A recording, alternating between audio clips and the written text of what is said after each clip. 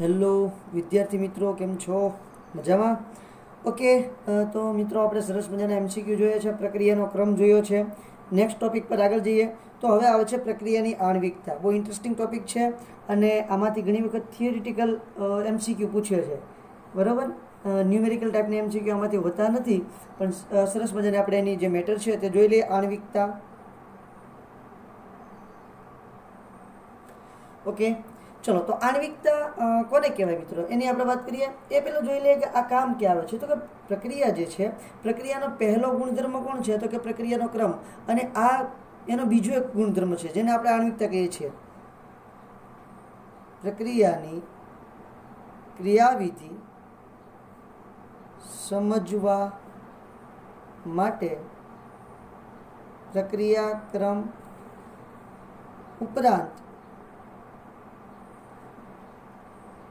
બીજો અગત્યનો ગુણધર્મ આણ્વિકતા છે.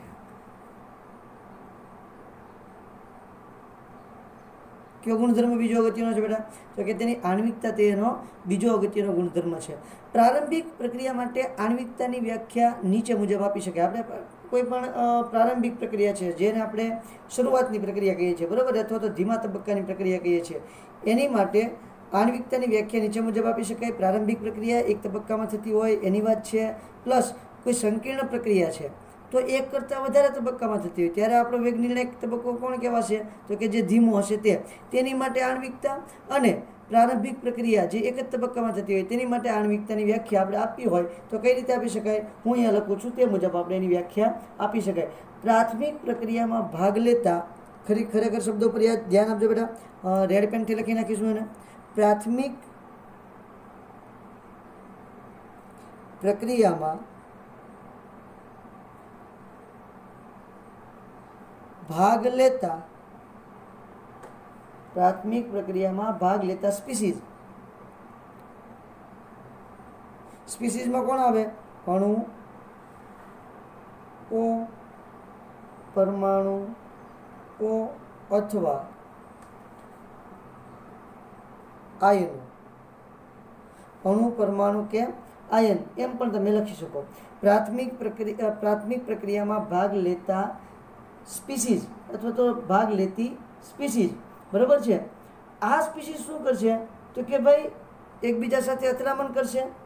એની સંખ્યા કેટલી છે એ આપણે જોવાનું છે. તો કે પ્રાથમિક પ્રક્રિયામાં ભાગ લેતા સ્પીસીઝની સંખ્યા કે જે એક સાથે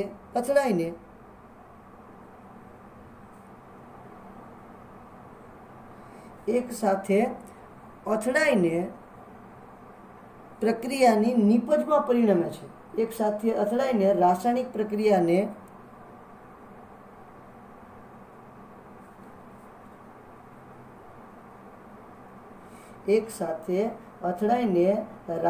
પ્રક્રિયાને પૂર્ણ કરવામાં સંકળાયેલ છે.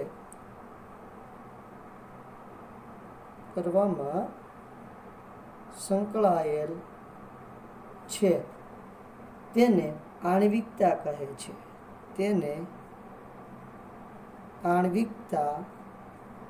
કહે છે. તો આને કહેવાય છે આણ્વિકતા. મતલબ એ તો હમણાં આપણે એક્ઝામ્પલ જોશું એટલે તમને આ વ્યાખ્યા બહુ મસ્ત ક્લિયર થઈ જશે. પ્રાથમિક પ્રક્રિયામાં ભાગ લેતા સ્પીસીઝની સંખ્યા કે જે એક સાથે અથડાઈને રાસાયણિક પ્રક્રિયા પૂર્ણ કરવામાં સંકળાયેલ છે તેને આણ્વિકતા કહે છે. અથવા તેમ પણ કહે છે કે પ્રક્રિયકના પરમાણુ, આયન અથવા અણુઓની સંખ્યા જે પ્રારંભિક પ્રક્રિયામાં ભાગ લે છે અને એક સાથે અથડામણ અનુભવે છે, જે પરિણામે પ્રક્રિયા પરિણમે છે, તેને આણ્વિકતા કહે છે. એવા શબ્દો પણ તમે વાપરી શકો. ક્લિયર છે? ચાલો વેલ, હવે આપણે એક્ઝામ્પલ જોઈએ ને એટલે આપણને વધારે ક્લિયર થશે, વધારે ખ્યાલ આવશે. જ્યારે એક જ પ્રક્રિયા કરતી સ્પીસીઝ સમાવિષ્ટ હોય ત્યારે પ્રક્રિયા એક આણ્વીય હોય છે. બ્લેક પેન પર આવી જાઓ. જ્યારે એક જ પ્રક્રિયા કરતી સ્પીસીઝ સમાવિષ્ટ હોય, જ્યારે એક જ પ્રક્રિયા કરતી સ્પીસીઝ સમાવિષ્ટ હોય ત્યારે તે પ્રક્રિયાની આણ્વિકતા એક હોય છે અથવા તો એક કહેવાય છે, ત્યારે તે પ્રક્રિયાની આણ્વિકતા એક હોય છે. ઉદાહરણ તરીકે જોઈ લઈએ. કોણ લઈએ છીએ? એમોનિયમ નાઇટ્રેટનું એક્ઝામ્પલ જે તમારી બુકની અંદર છે એ જ એક્ઝામ્પલ લઈશ. ઉદાહરણ તરીકે એમોનિયમ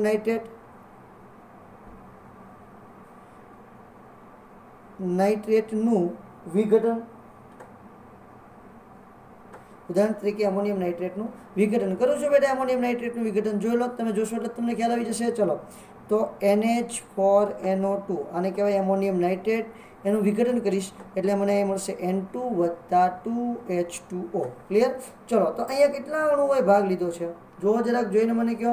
તો જોશો એટલે ખ્યાલ આવશે કે ભાઈ અહીંયા તો ટોટલ આખી પ્રક્રિયાની અંદર પ્રક્રિયક તરીકે કેટલા અણુ છે? એક અણુ છે. તો એક જ અણુ એકબીજા સાથે અથડાયા કરશે, એટલે કે ટૂંકમાં આવા બીજા એક અણુ હશે, એકબીજા સાથે અથડાશે અને શું બનશે? નિપજ થશે. હવે દ્વિઆણ્વીય પ્રક્રિયા કોને કહેવાય? સિમ્પલ છે. જે પ્રક્રિયામાં બે અણુ ભાગ લે, બે અણુઓ એકબીજા સાથે અથડાય તેને દ્વિઆણ્વીય પ્રક્રિયા કહે છે. એનું ઉદાહરણ જોવા જઈએ તો ઉદાહરણ તરીકે કોણ આવશે? ઉદાહરણ તરીકે હાઇડ્રોજન આયોડાઇડ HI નું વિઘટન. બરાબર છે? જેને હાઇડ્રોજન કાઉન્સમાં લખી નાખું છું, હાઇડ્રોજન આયોડાઇડ નું વિઘટન. ચલો, તો હાઇડ્રોજન આયોડાઇડનું વિઘટન કરું ત્યારે આ રીતે પ્રક્રિયા બેટા લખવી પડશે મારે. 2HI will give H2 + I2. તો જુઓ, આમાં કેટલા હાઇડ્રોજન આયોડાઇડના અણુ એકબીજા સાથે પ્રક્રિયામાં ભાગ લીધો છે? તો કે એક સાથે બે અણુ ભાગ લેશે. તો આ બે અણુ એકબીજા સાથે અથડાશે એટલે આનો પ્રક્રિયાનો ક્રમ કેટલો થશે? 2 થશે. ત્યાર પછી ત્રીજી વાત કરીએ, ત્રિઆણ્વીય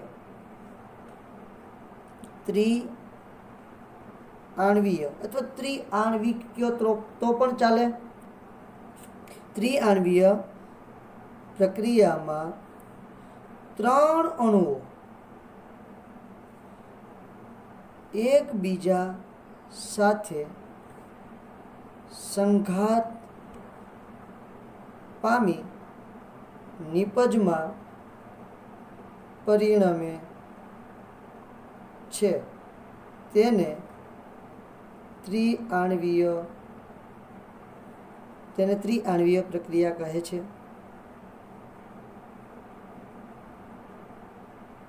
જો કે અહીં લખી દે છે ઓલરેડી. ત્રિઆણ્વીય પ્રક્રિયામાં 3 અણુ એકબીજા સાથે સંઘાત પામીને નિપજમાં પરિણમે છે. ઉદાહરણ તરીકે જોવા જઈએ તો ઉદાહરણ તરીકે કોણ આવશે? તો ઉદાહરણ તરીકે આવશે આપણે example 2NO + O2 will gives 2NO2. તો અહીંયા 3 અણુઓ એકબીજા સાથે સંઘાત અનુભવી અને શેમાં પરિણમશે? નિપજમાં પરિણમશે. જો આ પ્રારંભિક પ્રક્રિયાના એક્ઝામ્પલ છે, મતલબ કે એક જ તબક્કામાં પ્રક્રિયા પૂરી થતી હોય બેટા, એને એક્ઝામ્પલ છે. ક્લિયર થાય છે આખી વાત? આ સંકીર્ણ પ્રક્રિયાનું એક પણ એક્ઝામ્પલ છે નહીં. અહીંયા બધી જ પ્રક્રિયા એક જ તબક્કામાં પૂરી થાય, એક જ ઝટકામાં કામ તમામ કરી દે છે. એવી પ્રક્રિયાના બધા મેં એક્ઝામ્પલ આપ્યા છે. હવે જો 3 કરતાં વધુ અણુઓ સંઘાત પામે અને એક સાથે પ્રક્રિયા કરે તેની સંભાવના ઘણી જ ઓછી હોય, શક્યતા બિલકુલ નહીં હોય. અરે સાહેબ, આ 3 અણુઓની શક્યતા પણ બહુ ઓછી હોય. બરાબર છે? આમ આણ્વિકતા 3 કરતાં વધારે શક્ય છે નહીં. અને આ જે ત્રિઆણ્વીય પ્રક્રિયા છે ને એ પણ ખૂબ ધીમી પ્રક્રિયા છે. એ પણ લખી નાખું છું. 3 કરતાં વધુ આણ્વિકતા શક્ય નથી. 3 કરતાં વધુ આણ્વિકતા શક્ય નથી, કારણ કે 3 કરતાં વધુ અણુઓ એક સાથે સંઘાત પામવું મતલબ અથડાવવું, એકબીજા સાથે અથડાવવું અને સંઘાત પામવું કે બેટા એક સાથે સંઘાત પામે તેવી શક્યતા અથવા તો સંભાવના ખૂબ જ ઓછી છે. ત્રિઆણ્વીય પ્રક્રિયા પણ ખૂબ જ ધીમી હોય છે। ત્રિઆણ્વીય પ્રક્રિયા પણ કેવી હોય છે? ખૂબ જ ધીમી હોય છે। તો આ સરસ મજાનું તમારું એક્ઝામ્પલ થયું છે। હવે જો હું એક એક્ઝામ્પલ લઉં છું કે એક સરસ મજાનું એક્ઝામ્પલ આપું એટલે તમે જોશો ને તો તમને ખ્યાલ આવશે કે આ પ્રક્રિયાનો આણ્વિકતા કેટલી હોવી જોઈએ, પરંતુ ખરેખર એની આણ્વિકતા એટલી તમને જોવા મળશે નહીં। અને બીજી વાત કે તમે 3 કરતાં વધારે અણુઓની પ્રક્રિયા જોવા જાઓ ને તો એ ખૂબ જટિલ હોય છે, જેને આપણે સંકીર્ણ પ્રક્રિયા કહીએ છીએ, જે એક તબક્કામાં થતી નથી। મેં તમને કીધું એમાં ઉપરની બધી જ પ્રક્રિયાઓ છે એ કેટલા તબક્કામાં થાય છે? એક તબક્કામાં કમ્પ્લીટ થઈ જાય છે, એક ઝટકામાં કામ તમામ થાય છે। એના કરતાં વધારે જોવા જઈએ તો ઘડીકમાં એનું સરસ મજાનું રિઝલ્ટ આપણને મળશે નહીં। 3 કરતાં લખીએ, 3 કરતાં વધુ આણ્વિકતા ધરાવતી પ્રક્રિયા સંકીર્ણ હોય છે, જેની ક્રિયાવિધિ જટિલ હોય છે। જેની ક્રિયાવિધિ કેવી હોય છે બેટા? જટિલ હોય છે। જેમ કે હું તમને એક એક્ઝામ્પલ આપું, ઉદાહરણ તરીકે KClO3 plus 6FeSO4 plus 3H2SO4 will gives નિપજ મળશે તમને KCl, ખાલી KCl જ મળશે। ઓકે, આ ખાલી KCl જ મળશે। KCl વત્તા 3Fe2SO4 થ્રાઇસ। ક્લિયર છે? ચલો, અને શું વધ્યું છે હવે? તો કે ભાઈ Fe આવી ગયા છે। ઓકે, હવે વધે છે H2SO4। કેટલા H2SO4? સોરી, H2O વધે છે। કેટલા H2O વધે છે? 3 H2O। ઓકે, ચલો, પ્રક્રિયા કમ્પ્લીટ થઈ ગઈ। હવે એક દ્રષ્ટિએ તમે જોશો તો તમને એની આણ્વિકતા કેટલી લાગશે? જુઓ, 6 3 9 ને 1 10 લાગશે, પરંતુ ખરેખર આ દ્વિતીય ક્રમની પ્રક્રિયા છે બેટા। કેટલા ક્રમની પ્રક્રિયા છે? દ્વિતીય ક્રમની પ્રક્રિયા છે। એટલે એક વસ્તુ તમે જોવા જશો તો એનો ક્રમ 10 લાગશે, પરંતુ તમે ખરેખર જ્યારે પ્રેક્ટિકલ કરશો ત્યારે ક્રમ કેટલો થઈ જશે? 10। હવે આ બધામાં કેવું થશે તો કે જે આણ્વિકતા છે ને એ જ એનો ક્રમ બનશે। જો અહીંયા આણ્વિકતા કેટલી છે? 1, તો પ્રક્રિયાનો ક્રમ 1 હશે। અહીંયા આણ્વિકતા કેટલી છે? 2, તો પ્રક્રિયાનો ક્રમ 2 હશે। અહીંયા આણ્વિકતા કેટલી છે? 3, તો પ્રક્રિયાનો ક્રમ 3 હશે। પરંતુ અહીંયા તમે જોવા જશો તો અહીંયા પ્રક્રિયાનો ક્રમ કેટલો લાગશે? 10। એટલે એની આણ્વિકતા પાછી 10 હોતી નથી, પણ એનો પ્રક્રિયાનો ક્રમ પણ જો કે 10 હોતો નથી। પ્રક્રિયાનો ક્રમ કેટલો છે? 2 છે। અહીં જોતા લાગશે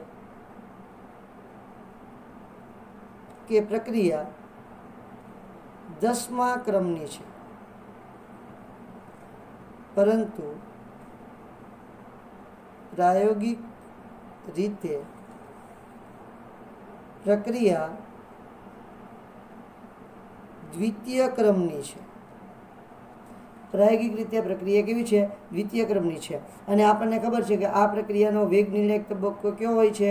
જે ધીમો તબક્કો હોય છે તે જ તેનો વેગ નિર્ણાયક તબક્કો હોય છે। ક્લિયર છે? તો અહીંયા જરાક લખી નાખું, આવી સંકીર્ણ પ્રક્રિયાનો ધીમો તબક્કો વેગ નિર્ણાયક તબક્કો હોય છે। ધીમો તબક્કો વેગ નિર્ણાયક તબક્કો હોય છે। ક્લિયર છે? હવે જો એને બીજું એક એક્ઝામ્પલ તમારી પુસ્તકની અંદર આપેલું છે હાઇડ્રોજન પેરોક્સાઇડનું। જોઈએ જરા કે એક્ઝામ્પલ। તો જો હાઇડ્રોજન પેરોક્સાઇડને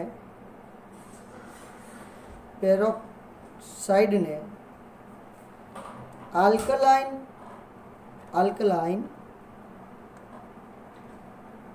માધ્યમમાં આયોડાઇડ આયન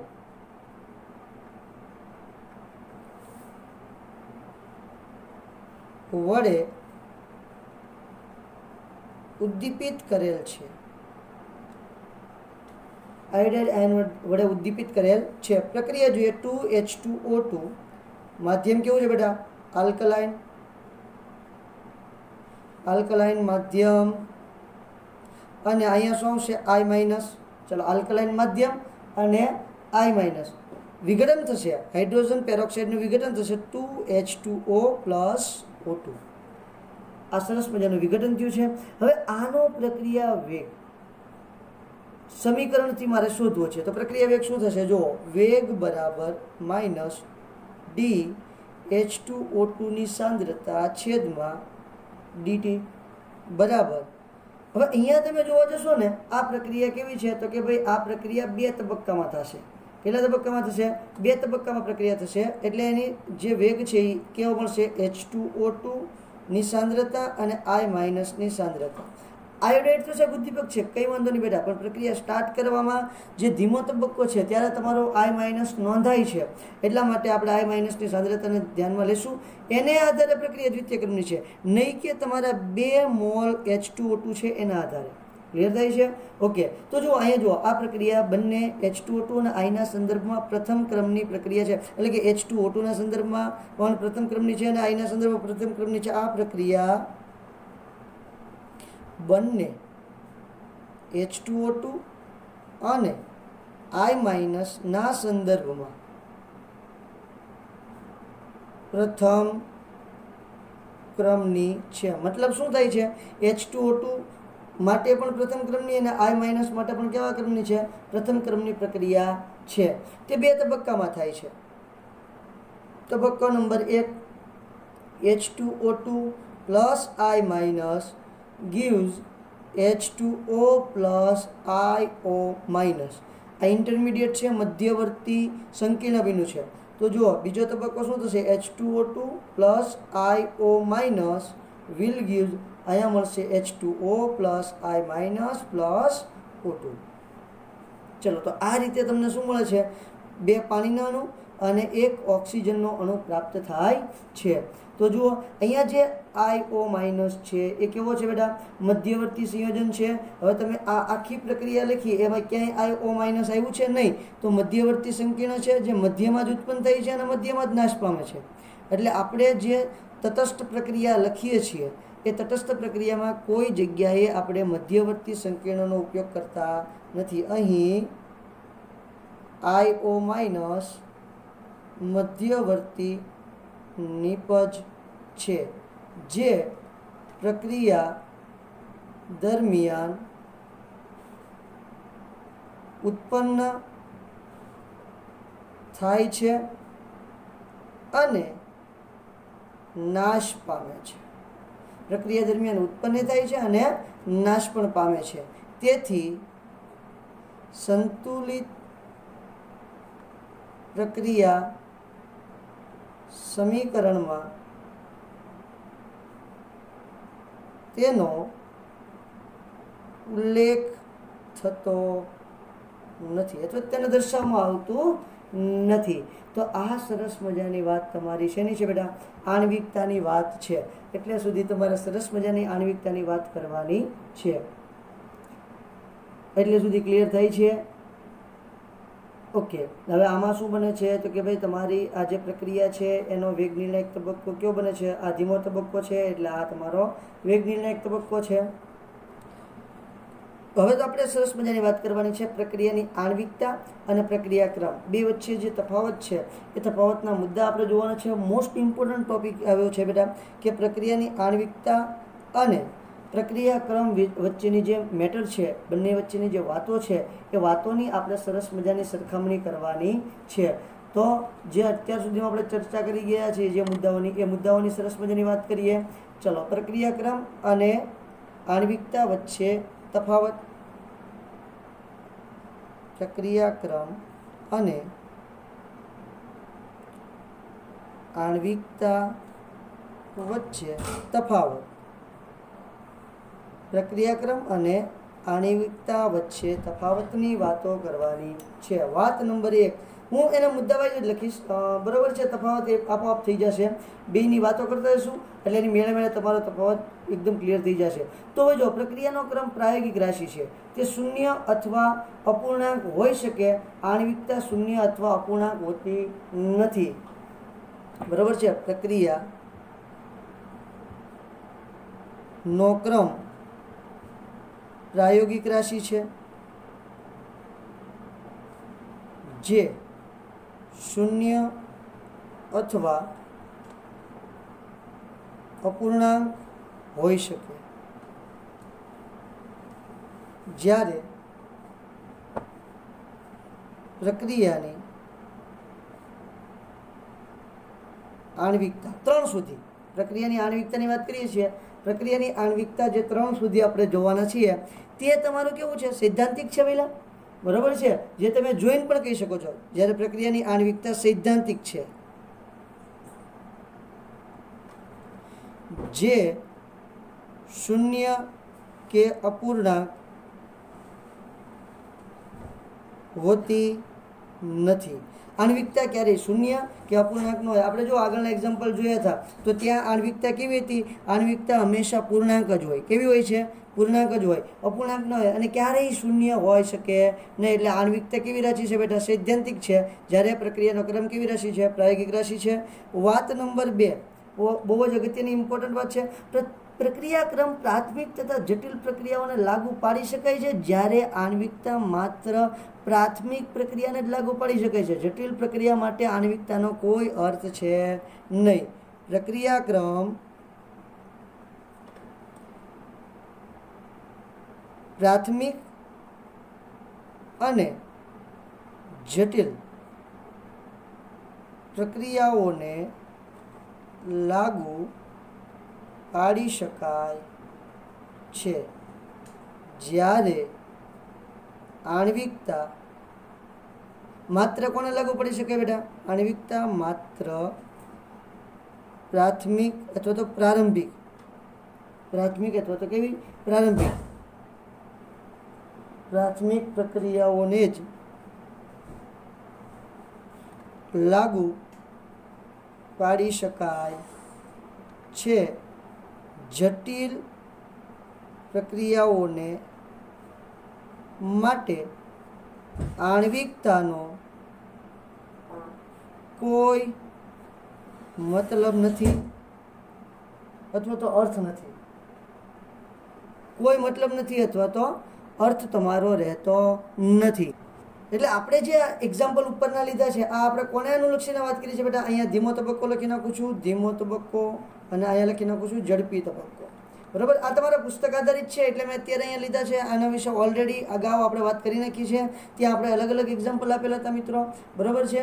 ત્યાં મેં H2O2 નું એક્ઝામ્પલ આપેલું હતું નહીં, ત્યાં મેં ClO3 માઇનસનું એક્ઝામ આપેલું હતું, જે તમે કદાચ આપણે આગળના લેક્ચર છે, આગળના લેક્ચર દરમિયાન જોયું હશે, બરાબર. પછી આપણે MCQ સોલ્વ કરાવ્યા હતા, તો ત્યાં મેં બીજા એક્ઝામ્પલ આપ્યા હતા.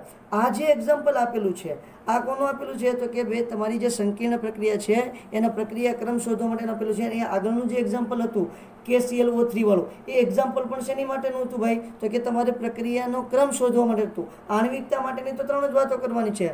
તો કઈ તો કે ભાઈ તમારી જે આણ્વિકતા છે, એક આણ્વીય, દ્વિઆણ્વીય અને ત્રિઆણ્વીય પ્રક્રિયાઓની જ વાત કરવાની છે. પછી આણ્વિકતાની વાત ત્યાં આપણી કમ્પ્લીટ થઈ જાય છે. તમને થિયરીમાં પૂછે તો પણ એટલા સુધીની જ આપણે વાતો કરવાની છે. ઓકે, ત્યાર પછી વાત કરીએ આપણે ત્રીજા મુદ્દાની. ત્રીજો મુદ્દો સરસ મજાનો છે. જટિલ પ્રક્રિયા માટે ક્રમ સૌથી ધીમા તબક્કો વડે દર્શાવાય છે. જટિલ પ્રક્રિયા હોય તો એમાં તમારે પ્રક્રિયાનો ક્રમ દર્શાવવો હોય તો ક્યાંથી દર્શાવશો? સૌથી ધીમા તબક્કા વડે. અને સૌથી ધીમા તબક્કાની આણ્વિકતા એકંદર પ્રક્રિયાના ક્રમ જેટલી જ હોય છે.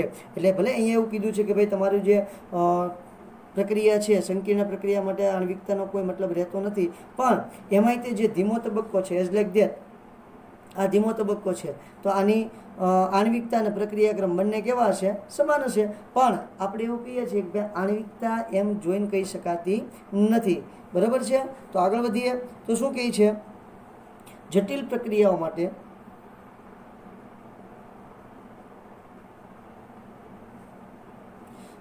પ્રક્રિયાઓ માટે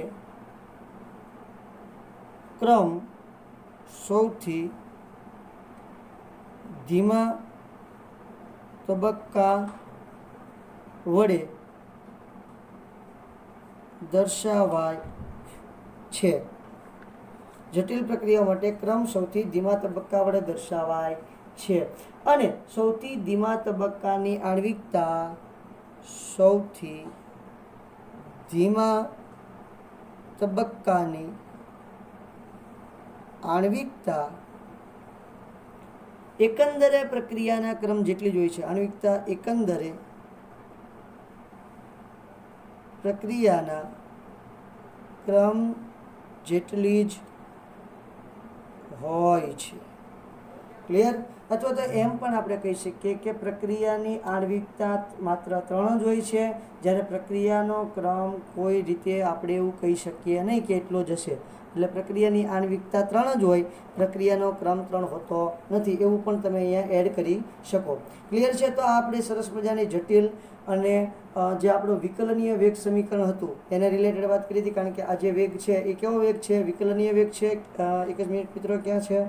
આર્યો -dH2O2/dt. તો આ શું કરેલું છે? વિકલન કરેલું છે ખરેખરમાં આપણે.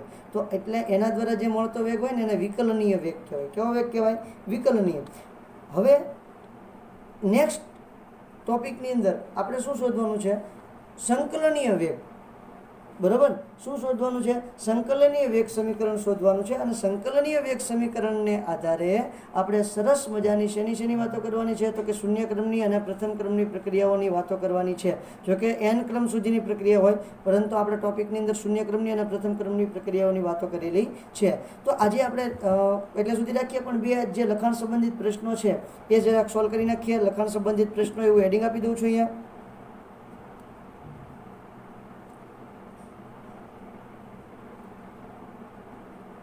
તો પહેલા પ્રશ્ન લખી નાખું, પછી તમને સમજાવી દઉં. તો ક્વેશ્ચન નંબર 4.3 છે. પ્રક્રિયા A+B ની વિલગ્યુઝ નિપજ માટે વેગ નિયમ R = K A⁻²B² તરીકે દર્શાવે છે. પ્રક્રિયાનો ક્રમ કેટલો થશે? બહુ સીધી વાત છે. જો કે આપણે બહુ સારી રીતે જોઈ ગયા છે. પ્રક્રિયા ક્રમ કોને કહેશું ભાઈ? તો કે પ્રક્રિયકોની સાંદ્રતા પર આવેલ ઘાતાંકને પ્રક્રિયા ક્રમ તરીકે ઓળખવામાં આવે છે. તો પ્રક્રિયા ક્રમ કેટલો થશે? 2 + 1/2 બરાબર શું થશે? 2.5. તો આ પૂર્ણાંક, અપૂર્ણાંક કે શૂન્ય હોઈ શકે. પ્રક્રિયા ક્રમમાં કોઈ એવું બાંધછોડ, ટૂંકમાં કોઈ એવો નિયમ નથી કે ભાઈ શૂન્ય ન હોઈ શકે. બરાબર છે? ત્યાં આપણે વાત કરેલી છે કે પ્રક્રિયા ક્રમ તમારો શૂન્ય, અપૂર્ણાંક કે પૂર્ણાંક હોઈ શકે છે. ત્યાંથી આગળ જઈએ મિત્રો, તો X અણુઓનું વાયમાં પરિવર્તન ગતિકીનો બીજો ક્રમ અનુસરે છે. એટલે કે રાસાયણિક ગતિકીના કેટલામાં ક્રમની પ્રક્રિયા છે? બીજા ક્રમની પ્રક્રિયા છે. એક્સની સાંદ્રતા 3 ગણી કરવામાં આવે તો વાયના નિર્માણને કેવી રીતે અસર કરશે? મતલબ કે ભાઈ 3 ગણી તમે સાંદ્રતા કરશો તો તમારો જે વેગ છે એ વેગમાં શું ફેરફાર થશે તે તમારે કહેવાનું છે. એટલે વાયના નિર્માણને કઈ રીતે અસર કરશે એ તમારે શોધવાનું છે. તો જુઓ, પહેલાં તો એક્સ અણુને વાયમાં, એટલે કે પ્રક્રિયા આવી જશે X gives Y. ઓકે, ગતિકીનો બીજો નિયમ અનુસરે છે. તો આપણે એવું કહી શકીએ કે ભાઈ વેગ બરાબર કે X⁻². કેટલામાં નિયમ અનુસરે છે? બીજો, એટલે કે 2 ઘાત. એટલે આનો મતલબ શું થયો? દ્વિતીય ક્રમની પ્રક્રિયા છે એવો એનો મતલબ થઈ જાય મિત્રો. ઓકે, હવે જુઓ, સાંદ્રતા 3 ગણી કરી છે. તો ફરી વખત લખું છું, વેગ 2, અહીંયા વેગ 1 લીધું છે, જેને R1 અથવા R2 કહો તો પણ પ્રોબ્લેમ નથી. અહીંયા શું થશે? કે કેટલા ગણી સાંદ્રતા કરી છે? 3x². ઓકે, આને સાદુરૂપ આપવું બેટા, એટલે કે 3² કેટલો થશે? 9x. આવું થાય. હવે જુઓ, વેગ 2 / વેગ 1 કરી દઉં તો આવશે વેગ 2 / વેગ 1 બરાબર શું થશે? તો કે અહીંયા 9 લખી નાખું, 9 કે એક્સની સાંદ્રતાનો વર્ગ છેદમાં કે એક્સની સાંદ્રતાનો વર્ગ. તો સમાન જે પદ ઉપર નીચે હોય તે ઉડી જશે. કે x² ઉડી જશે. તો જવાબ શું આવશે આપણો? 9. બસ. એટલે પ્રક્રિયાનો વેગ કેટલા ગણો થઈ જશે? 9 ગણો વેગ થઈ જશે. જે તમારો શરૂઆતનો વેગ હોય એની કરતાં કેટલો થઈ જશે? 9 ગણો વેગ થઈ જાય છે. એટલે સુધી ક્લિયર છે મિત્રો? ઓકે, તો આજનું વાત આપણે એટલે સુધી રાખીએ. કાલે આપણે સંકલિત વેગ સમીકરણ, એમાં શૂન્ય ક્રમની પ્રક્રિયા જોવાના છીએ, પ્રથમ ક્રમની પ્રક્રિયા જોવાના છીએ. બરાબર છે? અને પછી વાયુઓ માટે પ્રથમ ક્રમની પ્રક્રિયાઓ કઈ રીતે હોય છે, એનું સૂત્ર શું હોય છે એ આપણે જોવાના છીએ. એ ટોપિક, શૂન્ય ક્રમની પ્રક્રિયા અને પ્રથમ ક્રમની પ્રક્રિયાના ટોપિક બોર્ડ માટે અને પ્રથમ ક્રમની પ્રક્રિયાનો ટોપિક JEE અને NEET માટે વેરી મોસ્ટ ઇમ્પોર્ટન્ટ ટોપિક છે મિત્રો, કે જેમાંથી બોર્ડમાં અને JEE NEETમાં પૂછાવાની પૂરેપૂરી સંભાવના છે. તેના વિશે આપણે નેક્સ્ટ લેક્ચરની અંદર વાત કરીશું.